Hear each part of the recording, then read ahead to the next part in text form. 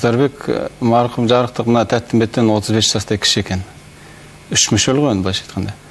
Сонда Тәттімбет сол 45-47 жасында дүниеден өткенде, Қыздарбек сол 10-12 жастағы бала екен.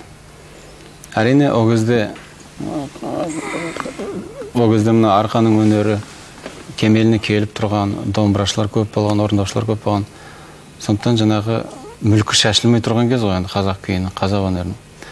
Сондықтан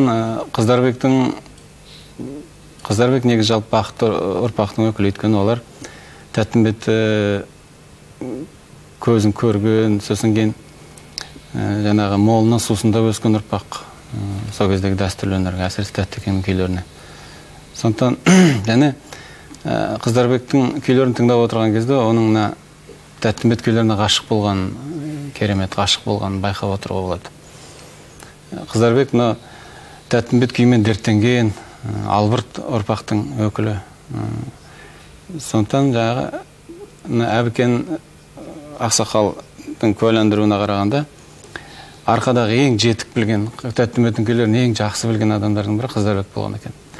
Жаңағы бұзбай тартуға тырысқан өрнектерін сол кемеліне келтіріп, сол баяғы жақсы керемет бояу қанық қылып сөйтіп жеткізуге тырысқан ғой. Енді Қыздарбектің өзі де осал күйші болмағаны әмбеден аян, өйткені біріншіден Әбікендей адамды тәрбиелеп шығару ол өте үлкен нәрсе, үлкен домбырашылықтың, үлкен тәрбиенің көрінісі. Содан кейін Қыздарбек өз жанынан да күй шығарған. Және Қыздарбектің күйлері заманына лайық, өте көркем, өте әдемі болып келеді. Әрине үлкен соқпақ, сорау Тәттімбеттің күйі, бірақ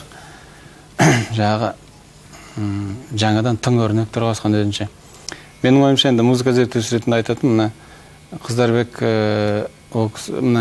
Тәттімбет күйінің сылқым, кінәмшіл жақтарын ашыңқырап көрсетуге тырысқан ғой. Сондықтан Тәттімбеттің күйлеріне тамыр ортақ болғанымен сәл-пәл айырмашылықтар болады. Мен Қыздарбектің шәкірті жаңағы Әбікеннің репертуарынан бекер тартып берейін. Өйткені бәрібір атамыз үлкен арғы шежіре, Қыздарбектің арғы шежіресінен Тәттімбет қой. Тәттімбеттен үлкен күйші жоқ. Сондықтан Әбікен жеткізген аса көркем күйлердің бірі жаңағы Қырмызы Қосбасар.